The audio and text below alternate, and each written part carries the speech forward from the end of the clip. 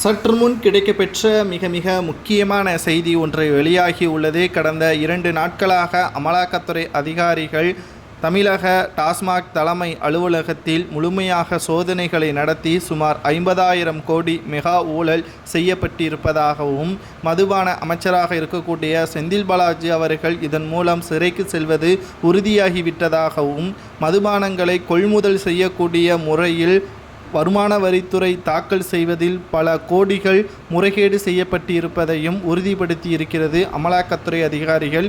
இதில் பல கோடி கமிஷனாக உதயநிதி ஸ்டாலின் அவர்கள் பெற்றுள்ளார் என்ற தகவலும் தற்பொழுது கிடைக்கப்பெற்றுள்ளது.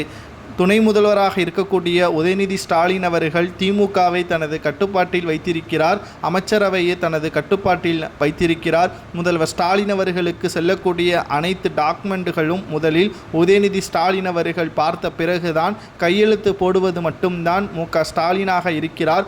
அனைத்தையும் முதல்வராக உதயநிதியை தான் பார்த்து வருவதாக இதன் மூலம் தெரிய வருகிறது. கடந்த 4 ஆண்டுகளில் மட்டும் சுமார் 50,000 கோடிக்கு மேலாக டாஸ்மாக் முறைகேடு செய்யப்பட்டிருப்பதாகவும், பல கோடிகளை செந்தில் பாலாஜி அவர்கள் பதுக்கி வைத்திருப்பதாகவும், உதயநிதி ஸ்டாலின் அவர்கள் இதில் பல கோடிகள் கமிஷனை பெற்றிருப்பதாகவும், மற்ற அமைச்சர்களுக்கும் தொடர்பு இருக்கிறது. மதுபான அரசு தலைமை அலுவலர்கள் அனைவருக்கும் இதில் தொடர்பு இருக்கிறது. இன்னும் சோதனைகள் நடைபெற்று கொண்டுதான் இருக்கிறது.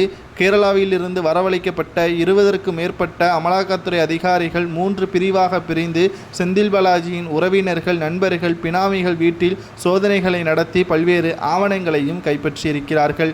இதன் முடிவு இன்று மாலை வெளியாகும். இன்று இரவு நிச்சயம் செந்தில் பாலாஜி அல்லது உதயநிதி ஸ்டாலின் அவர்கள் கைது செய்வதற்கு வாய்ப்புகள் அதிகமாகவே இருக்கிறது.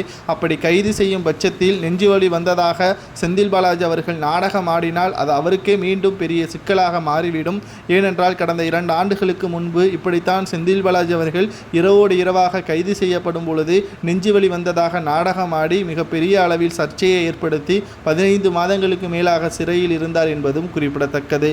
மேலும் சிறையிலிருந்து ஜாமீனில் வந்த செந்தில் பாலாஜி அவர்களை அவசரமாக அமைச்சராக அழகு பார்த்தது இதுதான் காரணமா என்ற கேள்வியையும் தற்பொழுது பொதுமக்களும் எதிர்க்கட்சி தலைவர்களும் முன்வைத்திருக்கிறார்கள்.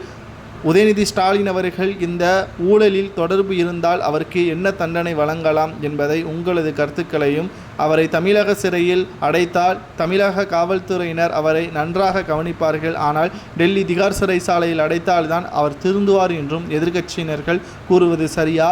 எந்த சிறையில் அடைத்து எத்தனை ஆண்டுகள் சிறை தண்டனை செந்தில் பாலாஜி உதயநிதிக்கு கொடுக்கலாம் என்பதை கமெண்ட் வாயிலாக கூறுங்கள்.